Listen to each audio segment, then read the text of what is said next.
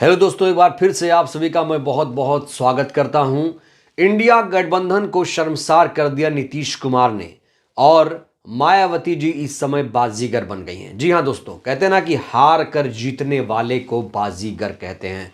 और इस समय बसपा सुप्रीमो का कद बहुत ज्यादा बड़ा हो गया है और इंडिया गठबंधन में ना आने का फैसला बसपा सुप्रीमो का बहुत बेहतरीन फैसला था। जी हां दोस्तों, सोचिए दोस्तों, एक पल के लिए आप सोचिए कि अगर बसपा सुप्रीमो ने 15 जनवरी को यह ऐलान कर दिया होता कि वो इंडिया गठबंधन में जा रही हैं, तो सोचिए उनकी राजनीति वहीं खत्म हो जाती। क्यों? क्योंकि दोस्तों, इंडिया गठबंधन की नींव रखने वाले ने ही इंडिया गठबंधन की पूरी इमारत को गिरा कर रख दिया। मैं बात कर रहा हूं बिहार के मुख्यमंत्री पलटू राम नीतीश कुमार की। दोस्तों, पलटू राम ने ऐसी पलटी मारी कि पूरे इंडिया गठबंधन को तितर बितर कर दिया। कहा तो जा रहा था कि बिहार में बड़ा खेला हो गया, लेकिन ऐसा खेला खेला कि बीजेपी मुस्कुराने लगी और इंडिया गठबंधन के तमाम नेताओं के चेहरे मुरझा गए। सोचिए दोस्तों, क्या कोई यकीन कर सकता था कि इंडिया गठबंधन का सूत्रधार ही बीजेपी ज्वाइन कर ले? और जब बसपा सुप्रीमो ने यह फैसला लिया कि वो किसी के साथ गठबंधन नहीं करेंगी, इंडिया में तो नहीं जाएंगी, एनडीए में नहीं जाएंगी, तो आप जानते हैं क्या कुछ हुआ? लगातार कहा गया, एक सुर में लोगों ने कहा कि मायावती जी भारतीय जनता पार्टी को फायदा पहुंचाना चाहती हैं, इसीलिए वो इंडिया गठबंधन में नहीं आ रही हैं। और यह तब था दोस्तों जब मायावती जी को इंडिया गठबंधन में आने के लिए किसी ने निमंत्रण तक नहीं दिया, किसी ने उस तरीके से तरजीह भी नहीं दी। अब यह कौन सा पैमाना है कि कोई नेता, कोई बड़ा नेता अकेले चुनाव लड़े तो वो भारतीय जनता पार्टी की बी टीम बन जाता है। यहां सब सरेआम खुला खेल खेल रहे हैं, छवि का पता नहीं है, अपनी जुबान पर इनको यकीन नहीं है, ये कब क्या बोल जाएं, कब कहां पलटी मार जाएं, इनको कोई भारतीय जनता पार्टी की बी टीम नहीं बोलता है। अब देखिए ना दोस्तों, पश्चिम बंगाल में क्या हो रहा है। पश्चिम बंगाल में ममता दीदी ने साफ तौर पर कह दिया है कि हम अकेले ही यहां पर चुनाव लड़ेंगे, हम किसी के साथ गठबंधन नहीं करेंगे।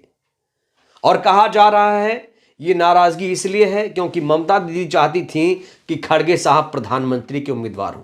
देखिए, वजह बिल्कुल मायने नहीं रखती है, वजह तो कुछ बन सकती है। दोस्तों, जो खड़गे को पीएम बनाने का कारण दिया जा रहा है, ये कोई कारण नहीं है। दरअसल ममता दीदी शुरू से ही नहीं चाहती थी कि वो इंडिया गठबंधन में आए। कहा जा रहा था कि वो मजबूरी में इंडिया गठबंधन में थी। अब देखिए, पंजाब में बात करें, दिल्ली में बात करें, तो केजरीवाल भी कांग्रेस को आंख दिखा रहे हैं। एक नई नई पार्टी भी कांग्रेस को आंख दिखा रही है। केजरीवाल इंडिया गठबंधन का हिस्सा होने के बावजूद कह रहे हैं कि हम पंजाब दिल्ली में अकेले चुनाव लड़ेंगे, हम सीट शेयर नहीं करेंगे। तो क्या पश्चिम बंगाल और क्या दिल्ली, क्या पंजाब? इधर आ जाइए बिहार में। बिहार का खेला तो आपने देखा ही कि किस तरीके से बिहार में सब कोई तितर बितर हो गया। अब हो सकता है वहां पर कुछ नया समीकरण बने। अब उत्तर प्रदेश की बात कर लेते हैं दोस्तों। उत्तर प्रदेश में आपने देखा, उत्तर प्रदेश से खबर यह है, ताजी खबर यह है कि अखिलेश यादव ने 11 सीटों का प्रस्ताव कांग्रेस पार्टी को भेज दिया और कह दिया कि यही फुल एंड फाइनल फैसला है। हम 11 सीट से ज्यादा कांग्रेस पार्टी को नहीं दे सकते। सोचिए, कांग्रेस पार्टी एक राष्ट्रीय पार्टी है और इसकी दुर्गति आज इतनी हो गई कि इसे क्षेत्रीय पार्टियां आंख दिखा रही हैं। क्षेत्रीय पार्टियां देश के सबसे बड़े सूबे में कांग्रेस पार्टी को ऑर्डर देती हैं, प्रस्ताव देती हैं। 80 लोकसभा सीटों में अगर कांग्रेस पार्टी को 11 सीट अगर कोई ऑफर कर रहा है, एक क्षेत्रीय पार्टी का प्रमुख, तो आप सोचिए कांग्रेस की इस समय साख क्या है। कहने को तो राहुल गांधी भारत न्याय यात्रा कर रहे हैं, भारत न्याय यात्रा से राहुल को कितना फायदा होगा ये तो 2024 में पता चल जाएगा। लेकिन जिस इंडिया गठबंधन के दम पर विपक्षी कूद रहे थे कि वो 2024 में मोदी को हरा देंगे, दोस्तों पूरा इंडिया गठबंधन इस समय खंड खंड हो चुका है। इतना खंड खंड हो चुका है कि इसका जुड़ना अब बहुत मुश्किल है, बहुत मुश्किल है। और इसीलिए कांग्रेस पार्टी की इस समय आखिरी उम्मीद, आखिरी आस बसपा सुप्रीमो है। और कहा जा रहा है कि कांग्रेस किसी भी कीमत पर बसपा के साथ गठबंधन करेंगी। लेकिन बसपा सुप्रीमो इस समय अब सुपर पावर बन चुकी है। तो दोस्तों, कांग्रेस पार्टी ने अब जो गेंद है वो बसपा सुप्रीमो के पाले में डाल दी है। लेकिन बसपा सुप्रीमो इस समय फूंक फूंक कर कदम रख रही हैं। एक एक फैसले उनके नपे तुले होते हैं। और बसपा सुप्रीमो की राजनीति में इसलिए भी तारीफ होती है कि वो जो भी फैसला लेती हैं बहुत ही सोच समझकर, बहुत ही कूल होकर और बहुत ही रणनीतिक तरीके से वो अपने फैसले लेती हैं। और एक बार जो फैसला ले लिया तो उस पर अडिग रह जाती हैं, उसका होना तय है। तो दोस्तों, जो लोग बहुजन समाज पार्टी प्रमुख मायावती जी को भारतीय जनता पार्टी की बी टीम बता रहे थे, जो लोग कह रहे थे कि ये इंडिया गठबंधन में इसलिए नहीं आ रही हैं क्योंकि उससे भारतीय जनता पार्टी को फायदा होगा, अब वो लोग कहां गए? अब सब लोग दुबक गए, अब सब लोग अंडरग्राउंड हो गए। और इस समय दोस्तों मैं बता दूं आपको, सच्चाई तो यह है कि राजनीति की सबसे बड़ी खिलाड़ी बसपा सुप्रीमो बन चुके हैं, सबसे बड़ी खिलाड़ी। और खास तौर से उत्तर प्रदेश में उनका कोई सानी नहीं है। उत्तर प्रदेश की हर एक सीट पर उनकी नजर है। उत्तर प्रदेश की हर एक सीट पर रणनीति तैयार हो रही है। उत्तर प्रदेश के हर एक उम्मीदवारों की स्क्रूटनी की जा रही है। कहा जा रहा है कि बहुत जल्द उम्मीदवारों का ऐलान होगा। वहीं गठबंधन को लेकर खबर यह है कि गठबंधन अगर होगा तो आचार संहिता लगने के बाद, कहा जा रहा है आचार संहिता जब लग जाएगी तो हो सकता है बसपा सुप्रीमो गठबंधन को लेकर एक ऐलान करें।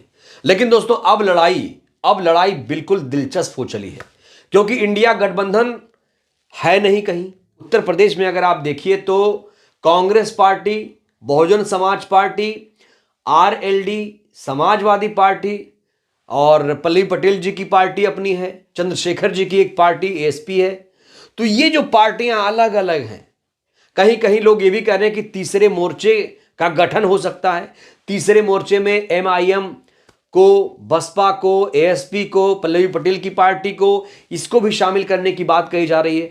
एक समीकरण ये बन रहा है कि उत्तर प्रदेश में कांग्रेस पार्टी और बहुजन समाज पार्टी, चंद्रशेखर जी की पार्टी, पल्लवी पटेल जी की पार्टी, ये सब एक साथ आ जाएं। क्योंकि दोस्तों आपको बता दूं कि समाजवादी पार्टी और आरएलडी में गठबंधन हो चुका है। लेकिन जिस गठबंधन की बात अखिलेश यादव जी कांग्रेस के बारे में कर रहे हैं, कांग्रेस पार्टी ने तो सिरे से उसे खारिज कर दिया। कांग्रेस पार्टी साफ तौर पर कह रही 11 सीटों पर हम चुनाव नहीं लड़ेंगे, हमें और सीटें चाहिए, 20 से 30 सीटें चाहिए। तो कुल मिलाकर इंडिया गठबंधन का वजूद कहीं दिख नहीं रहा है। कागज पर हो सकता है हो, लेकिन कांग्रेस यूपी में नाराज है। आरएलडी को अखिलेश ने मनाया। ऐसा लग रहा है कि समाजवादी पार्टी आरएलडी में गठबंधन हो, ना कि वो इंडिया गठबंधन। जी हां दोस्तों, तो आरएलडी समाजवादी पार्टी एक साथ लड़ेंगे। इधर एक तीसरे मोर्चे की बात हो रही है।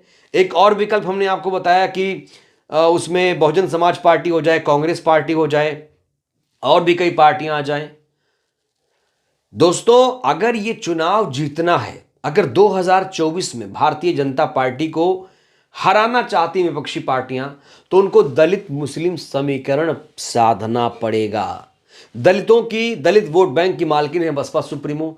अब जो मुस्लिम वोट बैंक है, अगर कांग्रेस पार्टी के साथ आ गया, जैसे कि बहुत सारे चांसेस भी इस समय लग रहे हैं कि बहुत हद तक ये मुमकिन है कि मुसलमानों का जो वोट है कांग्रेस पार्टी को इस बार आए। और अगर दलित मुस्लिम समीकरण बन गया तो 40 से 42% जो वोट है यूं ही मिल जाएगा और पलड़ा बहुत ज्यादा भारी हो जाएगा।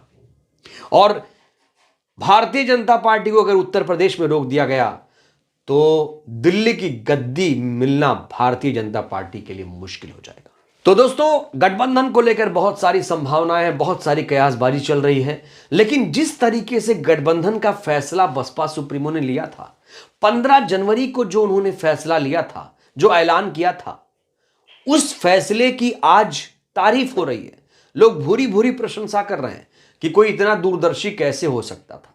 सोचिए दोस्तों, तो जो लोग ये कह रहे हैं कि मायावती जी भारतीय जनता पार्टी की बी टीम है। मुझे लगता है उन्हें अपने गिरेवा में एक बार झांकना चाहिए। तो दोस्तों, बहरहाल इस वीडियो में इतना ही। मेरा आपसे एक सीधा सवाल है, क्या लगता है, क्या इस बार कांग्रेस पार्टी बसपा का उत्तर प्रदेश में गठबंधन होगा? क्या एक महागठबंधन भी बन सकता है? गठबंधन को लेकर मायावती जी की जो राजनीति है उसको लेकर आप क्या सोचते हैं? अपनी प्रतिक्रिया आप लोग जरूर दीजिए। वीडियो को ज्यादा से ज्यादा लाइक करिए, चैनल को सब्सक्राइब करिए, सहयोग करिए, वीडियो को जन जन तक पहुंचाइए जिससे देश की जनता जागरूक हो। बहुत बहुत धन्यवाद, शुक्रिया। जय भारत, जय संविधान।